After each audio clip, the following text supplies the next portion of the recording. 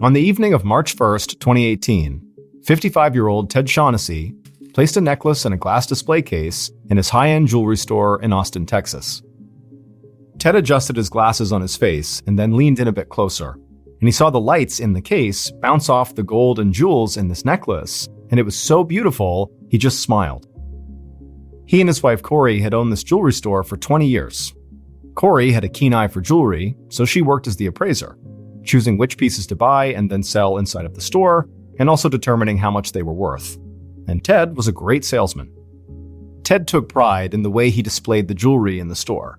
He wanted to draw the customers in, and then once they were there, Ted would approach them like they were lifelong friends. Now, part of the reason he did this was just because it was an effective sales tactic. But also, Ted really did love meeting and talking with people who came in to shop off the street. That's actually one of the reasons he'd worked in retail for most of his adult life.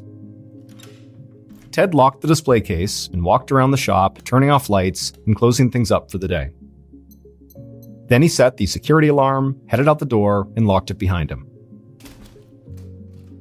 Some nights, Ted would stay at the jewelry store long after it had closed to go over the books or to redo the displays. But tonight, he wanted to get home as quickly as he could. He and his wife had plans to spend the entire night doing one of their favorite things, eating a great home-cooked meal together and just relaxing and watching TV. After leaving the store, Ted climbed into his car and headed home. About 25 minutes later, he pulled into his neighborhood and he looked around at all the huge houses with sprawling front yards and swimming pools out back. He found his house, which was just as big as all the others, and he pulled into the long driveway and came to a stop. He got out of the car, walked inside his house through the front door, and the moment he was inside, he was hit with this wonderful smell of something delicious cooking in the kitchen. But before he could even call out to his wife, he heard loud clacking sounds on the hardwood floors as two large dogs bounded through the front room towards him. Ted enthusiastically knelt down and began goofing around with the dogs and asking them how they were doing, like they could answer back. Then he stood back up, and the dogs followed at his heels as Ted made his way through the house, which could feel like walking through a maze for somebody who had never been there.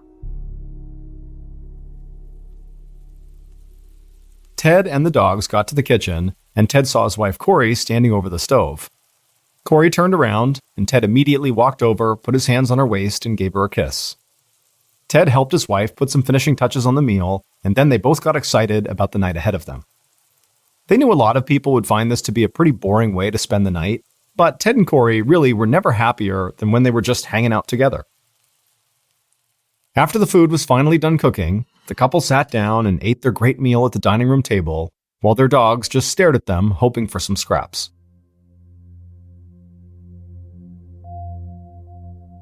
After they were all done eating, Ted cleared the table and took the dishes into the kitchen. One of the dogs, a Rottweiler named Bart, followed him every step of the way.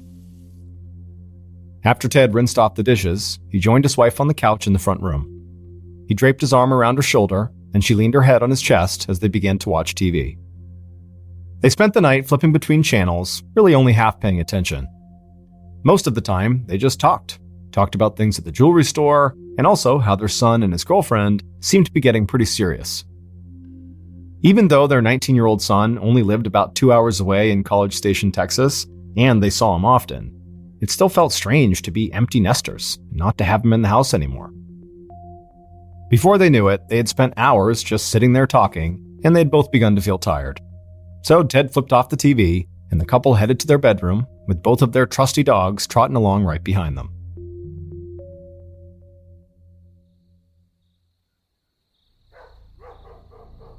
A little before 4:45 a.m. on March 2nd, 2018, so several hours after Ted and Corey had gone to bed, they both suddenly woke up to the sound of their dogs barking in their room. Ted flipped on the light on his bedside table, and he and his wife looked over and saw their dogs barking away, standing right by the bedroom door. Ted tried to get them to calm down, but they just kept on barking over and over again. Ted could see his wife looked frightened, and he was feeling a bit freaked out too. The dogs were both really good guard dogs, and they usually only got agitated when they'd heard something. And so Ted slowly got out of bed, opened the drawer on the bedside table, and pulled out a .45 caliber handgun. He checked to make sure it was loaded, and then told his wife to stay in the room.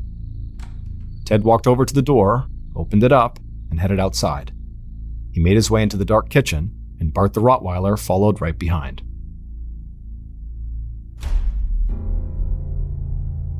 Just a few minutes later, Corey threw open her closet door, jumped inside, and slammed it shut behind her.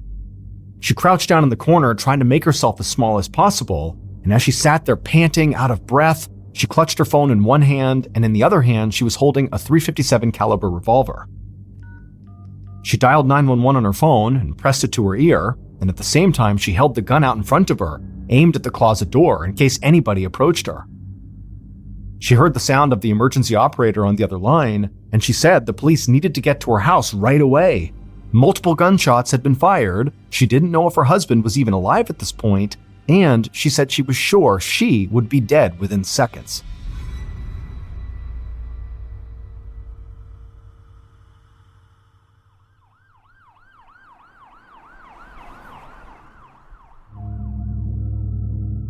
"15 minutes later, so just after 5 a.m., Travis County homicide detectives James Moore and Paul Salo headed up the long walkway toward Ted and Corey's front door. By this point, crime scene tape had already been stretched across the large property, several uniformed police officers stood on the lawn, and 2 officers stood near the front door with Corey, who was there in her nightgown, sobbing. Detectives Moore and Salo introduced themselves to Corey and told her they'd be back to her shortly. Then they put on their gloves and headed inside of her house. Just standing in the front room, both detectives got a sense of how big this house was, and how many different hallways and paths there were to take. They made their way through the front room and walked into the kitchen, where a team of forensics officers were already searching for evidence. On the floor, sprawled out under the kitchen table, the detectives saw Ted Shaughnessy's body. Blood covered his face and his chest. But the detectives also saw something that completely threw them off. Because in the call they got, they'd already been told about Ted being deceased. But they didn't expect to also see his pet dog lying right there with him. Bart, the Rottweiler, had clearly been shot and killed, laying just a few feet in front of Ted, like he'd been trying to maybe protect him. One of the forensics officers joined Detectives Moore and Salo and pointed out multiple bullet casings littering the kitchen floor. In fact, there were so many casings that the detectives thought it looked like a massive shootout had taken place right there in the kitchen. The detectives walked over to the kitchen table and knelt down by Ted's body. Near his outstretched hand, they saw a .45 caliber handgun. Moore checked the magazine and saw it was full, so it appeared like Ted had not fired a single shot from his weapon. However, Moore asked the forensics officer if there was any chance that Ted maybe did fire off some shots and actually emptied out a magazine and then reloaded. And then once it was reloaded, maybe he didn't fire again, giving the impression he had not shot at all. Now, Moore didn't think this was likely, but he just wanted to be sure. The forensics officer told him they were still looking at everything, but so far, none of the casings they'd found matched the caliber of Ted's gun. So very likely Ted did not fire a single shot. After spending some time searching the kitchen and also studying Ted's wounds, Moore and Salo began to make their way through the rest of the house. They found a home security system that was not armed, and they didn't find any evidence of forced entry at the front, back, or side doors. They thought maybe whoever had killed Ted had been invited inside the home, or at the very least had a key. However, as soon as they stepped into one of the bedrooms, they immediately began to rethink that theory. Based on the way the room was decorated, it appeared to belong to a young man. But more importantly, when they looked inside this room, they could see that one of the windows was open, and the window screen had been removed and dropped down onto the ground just outside. Moore and Salo went back to the kitchen and told the forensics officers what they just found. And as members of the forensics team headed to that bedroom, the detectives made their way to the front of the house and walked outside. They saw Ted's wife, Corey, still standing with the 2 officers. They approached her and gently asked if she was up to answering a few questions. Corey wiped some tears away from her face, but then nodded and said she was. And so Detective Salo asked her if she could just walk them through what had happened that morning.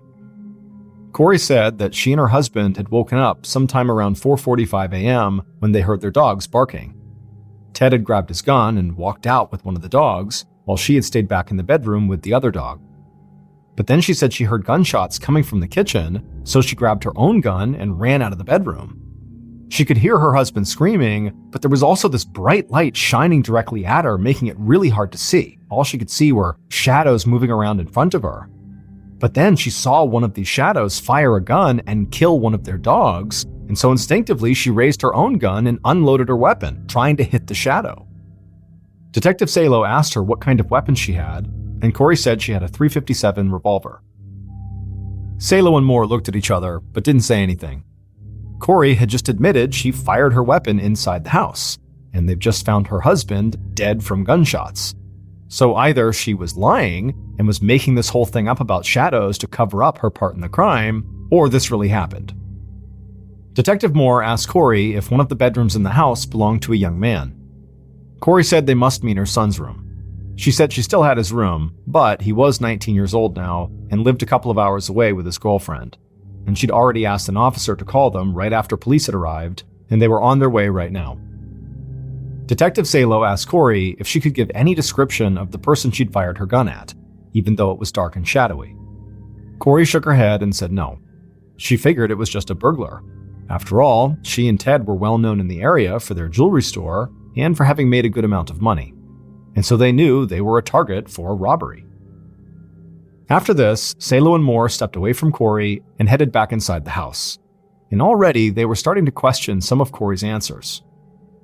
Like most spouses in murder cases, Corey was immediately considered a suspect, and the fact that her weapon had been fired in the house only made her a stronger one. On top of that, when she called 911, she said she was hiding in the closet, and she was sure whoever was inside her house was coming for her. But when the police had arrived and done a sweep of the house, nobody was there. Finally, Corey had just claimed that she thought this was all a robbery gone bad. However, the detectives had walked through the house and seen stacks of cash, high-end jewelry, and expensive electronics just laying out, untouched. And Corey and Ted's safe did not look like anyone had even tried to break into it, so why would a robber leave without taking a single thing of value? Still, the son's bedroom window had been opened, and so if Corey had done that to try to stage things to make it look like a break-in and robbery, she didn't do anything else to the house to back that up. The detectives talked this over as they went back to the son's bedroom, and when they walked in, one of the forensics officers had a smile on his face, and he said they had just pulled a really clear fingerprint off the outside of the window, so they hoped that would lead them right to the person who had climbed in. And as Moore and Salo stood there, something began to hit them. If somebody did really break into the house through this window, climb into this bedroom, and then make their way all the way to the kitchen, they would almost have to have some previous knowledge of the layout of this place. Because even with all the lights on, this was not an easy house to navigate. It was massive and basically like a big labyrinth. So now, the detectives felt almost convinced that even if Ted's wife was not involved, somebody who Ted knew and who had very likely been to this particular house many times must have been his killer.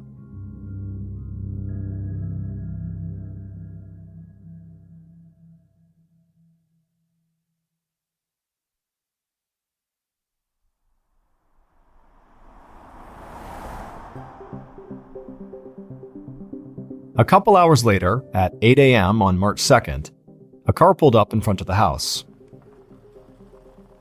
Ted's 19-year-old son, Nicholas, and Nicholas's girlfriend, Jackie Edison, parked behind the line of police cars outside the house that Nicholas had grown up inside of. They both got out of the car and immediately spotted Corey, who was still standing in the front yard, and began running towards her. An officer stopped them, but when they said who they were, he let them by. A moment later, Nicholas and Jackie were hugging Corey, and all three of them just stood there crying.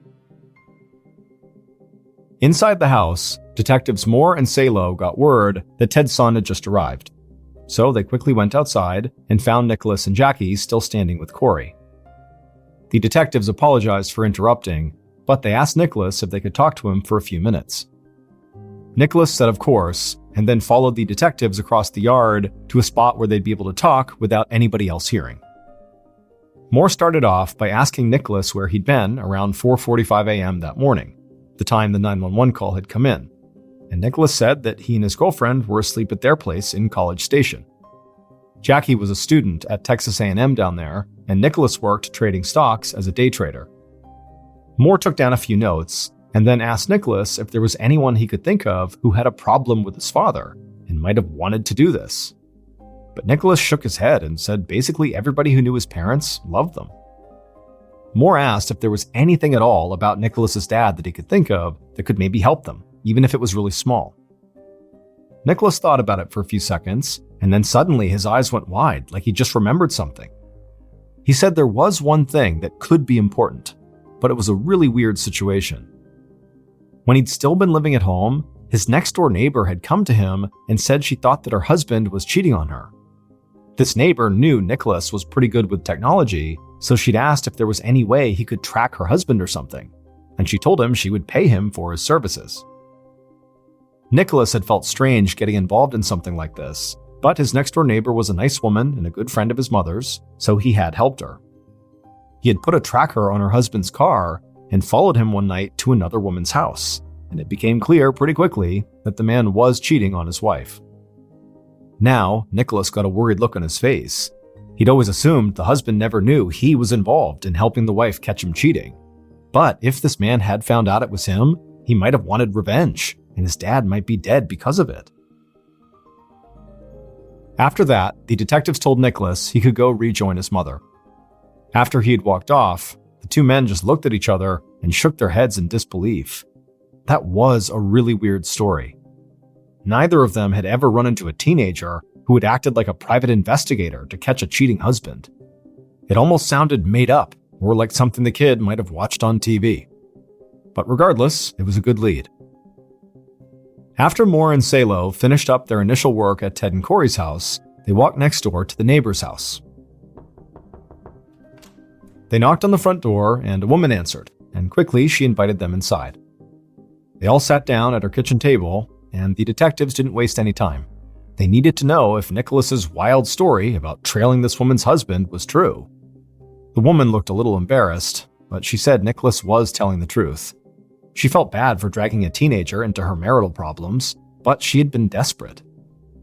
Detective Moore leaned in and told her he did not need all the details about her marriage, but he needed to know one thing. It was extremely important. Had she ever told her husband about Nicholas's involvement in all of this? The woman didn't hesitate. She said no way would she ever do that. Her husband, who had since moved away and was soon to be her ex-husband, had no idea at all about Nicholas. And as she was talking, the reason for this line of questioning finally dawned on her. And she stopped and just said her husband might have cheated on her, but there was no way he would have ever attacked Ted or anybody else like that. The detectives left the house not long after that and headed back to the station. Despite what the woman said about her husband, they knew they still had to track him down and get more information directly from him. In the days following the murder, while members of their investigative team followed up on the neighbor's husband, Moore and Salo contacted Ted's closest friends to see what else they could learn about him. But not much new came from that. Everybody seemed to like Ted, and nobody could understand who would do this unless it was a robbery. Now, while the detectives still were not convinced Ted's death was the result of a robbery gone wrong, they did start to look more into the jewelry store to see if maybe somebody had been staking the place out and following Ted home.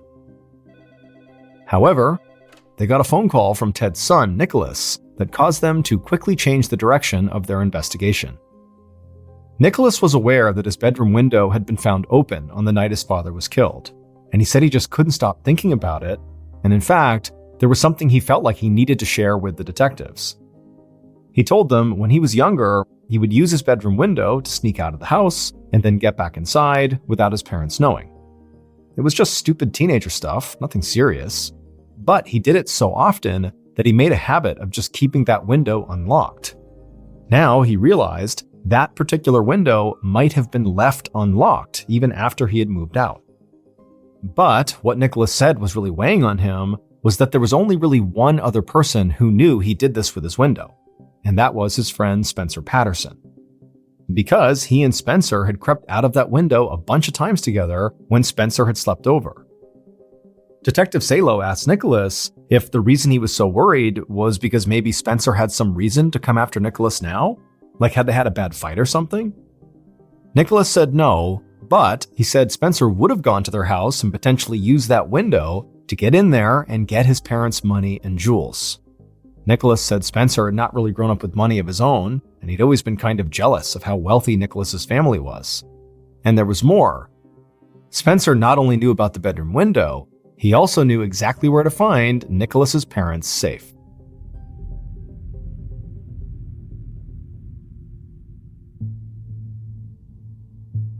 About a week after the murder, Detectives Salo and Moore sat together in an office, going over the notes they'd already put together. And even though their investigation was still relatively new, they felt like they had some promising leads. They still thought there was a strong chance that Corey had simply shot her husband, because in addition to what they'd learned at the house, they'd now discovered that Corey was the beneficiary of Ted's $1 million life insurance policy. She also stood to gain sole ownership of the jewelry store and the house, which were both worth a ton of money too. The detectives believed they'd have a clear idea about Corey's potential involvement in the murder when they got the results of the ballistics tests that would show if Corey's gun had fired the bullets that killed Ted. But the detectives had also started to consider that maybe Corey had been right.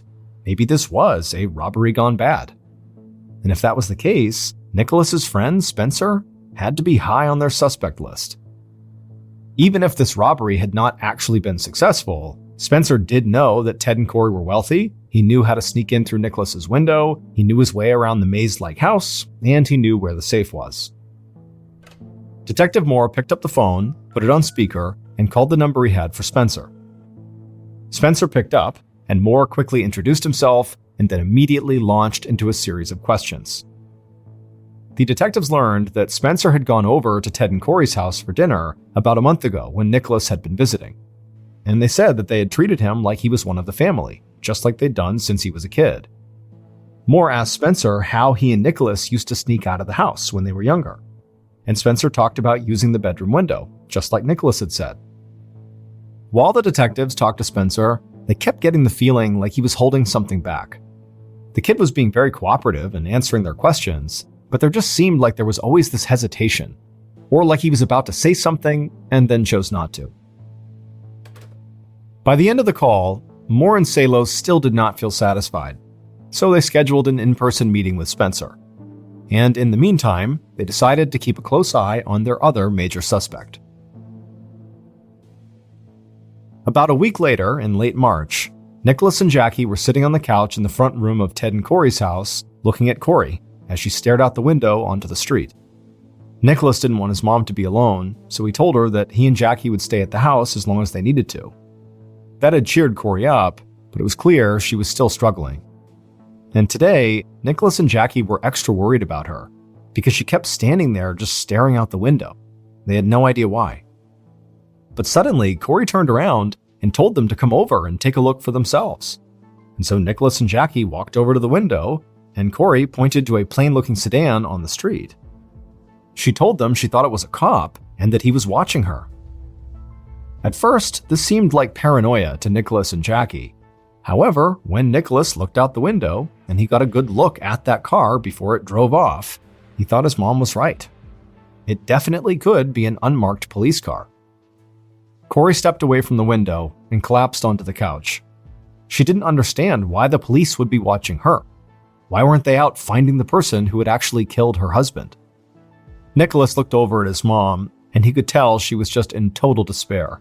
And so he leaned over to Jackie and whispered something in her ear. Jackie was surprised by what she just heard, but she quickly smiled and nodded her head. And so Nicholas took Jackie's hand, and together they walked over to the couch where Corey was. And then Nicholas took a breath and said that he and Jackie had something very important he wanted to tell her. They were not just boyfriend and girlfriend anymore, they had actually gotten married. Corey instantly sat up and just stared at them for a second, shocked.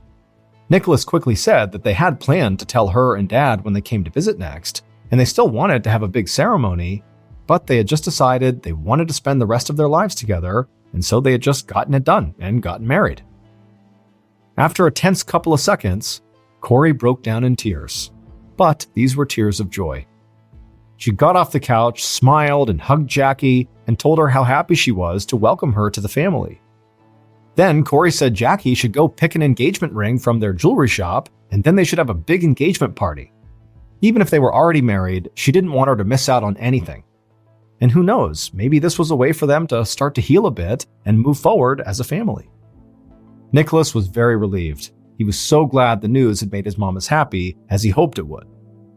But as excited as she seemed, and as much as they all wanted something to celebrate during this terrible time, Nicholas just couldn't shake the image of that unmarked police car staking out his mother's house.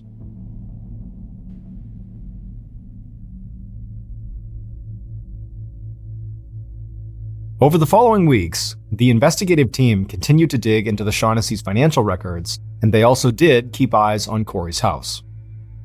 While that was going on, Detectives Moore and Salo met in person with Nicholas's friend Spencer. And somehow, being face-to-face with him made them feel even more like he was hiding something. And it was strange, because on the surface, Spencer seemed cooperative and like he wanted to help. But there was just something about the way this kid spoke that convinced Moore and Salo that they couldn't fully trust him. So, after meeting with Spencer at the station, the detectives secured warrants to search Spencer's house and his car. Now, the search of the house didn't turn up anything out of the ordinary. However, when they went through Spencer's car, they found a .380 caliber gun. Spencer had never mentioned having this gun, which seemed a little odd since he knew he was being investigated for a shooting. The detectives thought if he had wanted to clear himself, he wouldn't try to hide the fact that he owned a gun. And within days, this new piece of evidence looked a lot more damning, because when ballistics reports came back, they showed that some of the bullets fired at the crime scene came from a .357, which matched Corey's gun, and some of the others came from a .380, just like Spencer's. About a month after Ted's murder, Detectives Moore and Salo believed they had Ted's killer in their sights. They collected more financial records and cell phone data to try to tie up any loose ends, and then they brought Spencer into the station for one last interview. Spencer sat down at a small table across from Salo and Moore in a brightly lit, cramped room. He'd always seemed a bit nervous to the detectives, but today, he looked like he was carrying the weight of the world on his shoulders. But despite that, Moore and Salo didn't go on the attack. Spencer was young, and he was nervous and scared. So, Moore tried to put him at ease. He told him they thought they knew what happened on the morning Ted died. They just needed Spencer to help them fill in the blanks. And before Spencer could even begin to talk, the detectives confronted him with all the evidence they had in the case. And so they told him there really wasn't any point trying to hide anything anymore. After a very tense minute, Spencer looked across the table at the detectives and then told them everything he knew. Following that interview, it would take Moore and Salo several more weeks to nail everything down. But in May of 2018, 2 months after Ted's murder, they knew exactly what had happened and who had fired the shots that killed Ted Shaughnessy.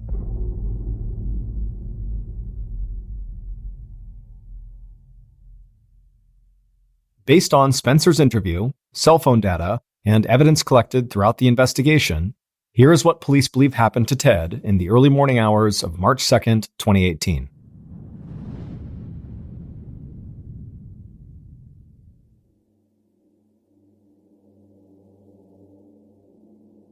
On that morning, the killers crept through the dark house, led only by the light shining from one of their phones.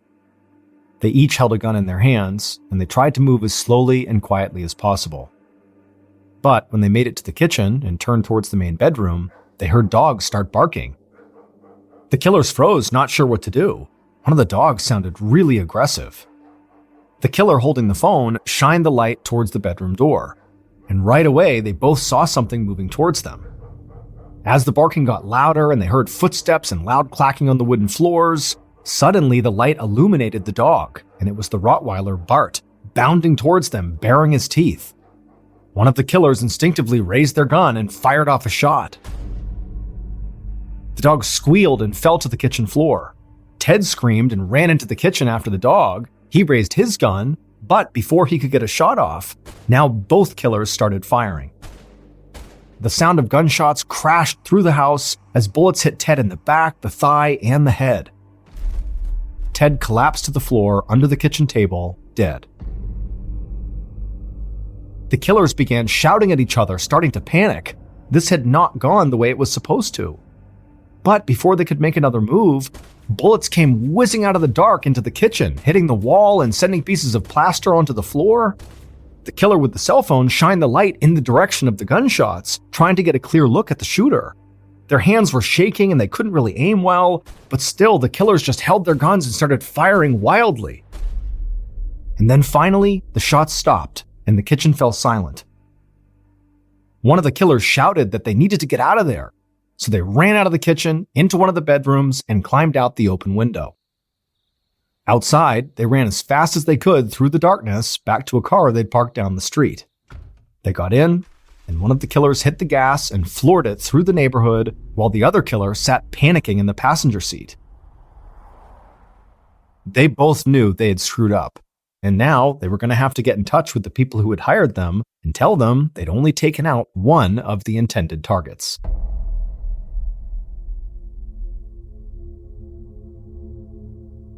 The killers were two men who had no connection to Ted. However, the two people who hired these men were Ted's own son, Nicholas, and the woman Nicholas had secretly married, Jackie Edison. Nicholas knew if both of his parents were dead, he would inherit their store and their house and benefit from their life insurance policies, all of which would have made him a multimillionaire. And Nicholas really wanted that money, because he had gone into quite a bit of debt from playing the stock market as a day trader. So, with Jackie's help, he found two hitmen and offered to pay them a lot of money to kill both Ted and Corey and to make it look like a robbery. Nicholas told the hitmen about his bedroom window and gave them a complete layout of the house. But on the night of the murder, the hitmen did not imagine they would find themselves in a full-fledged shootout, so when Corey started firing off her .357 at them, the whole plan fell apart. And so when Corey rushed back to her closet to call 911, instead of the hitmen going after her and killing her, they just ran out of the house and didn't even attempt to make it look like a robbery. And then a few hours later, when Nicholas and Jackie arrived at the house, they knew their plan had not worked. So they tried to play the perfect son and daughter-in-law. Nicholas also sent the cops after the neighbor's husband and his close friend Spencer. The neighbor's husband was cleared as a suspect very quickly, but Spencer remained high on the suspect list, just like Corey was, for a significant amount of time. However, when ballistics tests came back, they confirmed that none of the bullets fired from Corey's gun had actually struck Ted, and that the gun that was found in Spencer's car had not been used in the murder. And that fingerprint that had been found on the bedroom window did not match Spencer's. In fact, it just turned out to be an old print from when the window had been manufactured. So the detectives no longer believed Spencer committed the murder, and the more they talked to Spencer, the more they realized he wasn't hiding something to protect himself. He was hiding something to protect his best friend, Nicholas. But in his final meeting with police, Spencer would admit that Nicholas had talked to him on several occasions about wanting to murder his parents and hiring hitmen to do it. And after this, when police dug deeper into Nicholas's phone records, they found a couple of things that sealed the case. Nicholas, being the family member who was the most tech-savvy, set up an app on his phone that enabled him to control the alarm system on his parents' house. And the second discovery, and the far more damning one, was a series of text messages between Nicholas and Jackie in which the two of them were clearly arranging a murder for hire. Nicholas and both shooters were sentenced to 35 years in prison. Jackie cut a plea deal and received 10 years of probation, but with one very specific caveat. She had to spend 2 nights in jail every year on the anniversary of Ted's murder.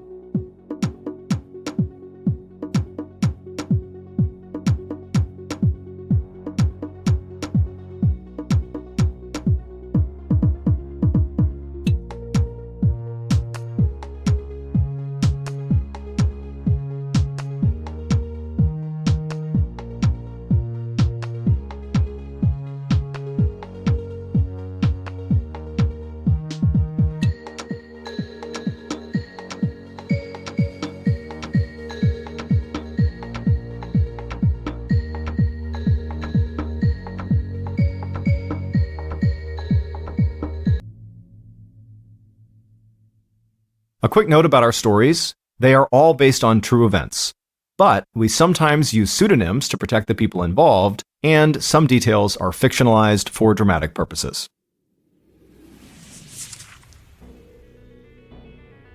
Thank you for listening.